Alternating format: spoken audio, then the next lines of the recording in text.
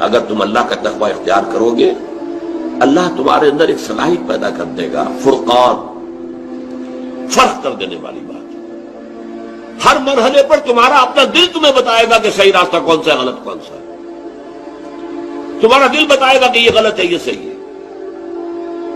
बात मामलात में हुजूर से जब लोग सवाल करते थे, आप जवाब देते थे इस्तफ्ते क़ल्बक, अपने दिल से फतवा मांग लो भाई, तुम्हारा दिल बता देगा कि ये सही है या गलत है। लेकिन ये किसका दिल?